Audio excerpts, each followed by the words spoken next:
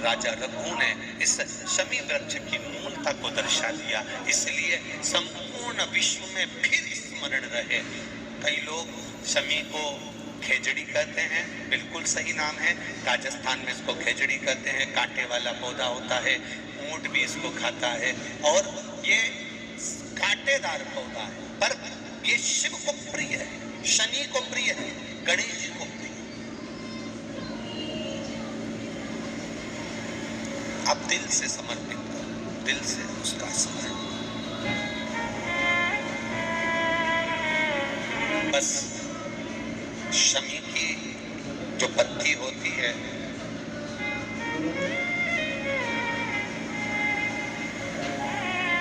शमी की जो पत्ती होती है, एक पत्ती में जितनी पत्तियां लगी होती हैं और एक पत्ती के अंदर, जरा ध्यान देंगे, जैसे इस पत्ती में ढेर सारी पत्तियां लगी हुई है, उस पत्ती में से भी एक पत्ती तोड़ोगे और एक पत्ती तोड़ने पर उस पत्ती को भी अगर गिनोगे तो उसमें बहुत सारी पत्तियां होती हैं।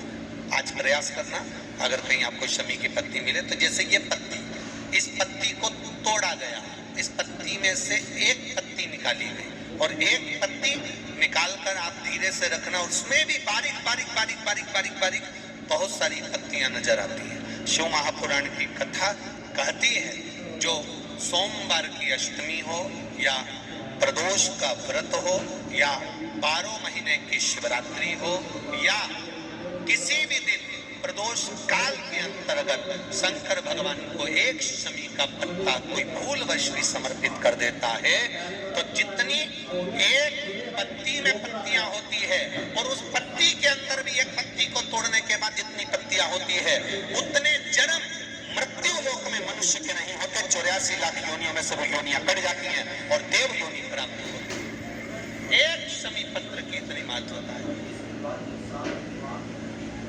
एक शमी पत्र। आज के जमाने में दुनिया के लोग भक्ति तो करते हैं, कई लोग कहते हैं हम 2 घंटा भजन करते हैं, हम 3 घंटा भजन करते हैं, हम 4 घंटा भजन करते हैं, हम 5 घंटा भजन करते हैं, हम 6 घंटा भजन करते हैं। पर कोई तुमसे कहे कि तुम्हारे हृदय में भक्ति कितनी आई, भजन का भाव कितना बड़ा, स्मरण कितना बड़ा, वो ज्ञान नहीं होता। महाराज भजन करते, ये उसी में का हाल है। जैसे एक व्यक्ति के दांत में दर्द हुआ, डॉक्टर के पास गया, डॉक्टर साहब मेरा दांत निकाल दो। डॉक्टर साहब ने कहा देखो, हमारे पास जो सुन्न करने की दवाई थी ना, वो खत्म हो गई है। नहीं डॉक्टर साहब, दांत तो तुम्हें आज ही निकालना पड़ेगा। डॉक्टर साहब बोले सुन्न करने की दवाई नहीं है, तुम तो निकाल दो। अरे बहुत दर्द होगा, डॉक्टर कहता है बहुत दर्द होगा।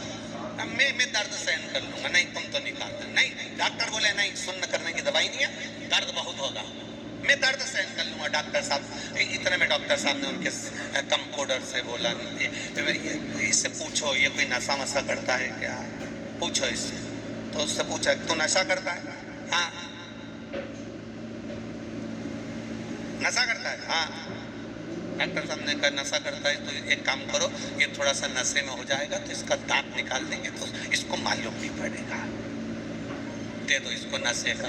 अब उसको दे दी, अब उसने नशे में धुत हो गया और डॉक्टर ने कहा अब तुम्हारा दांत निकाल सकते हैं।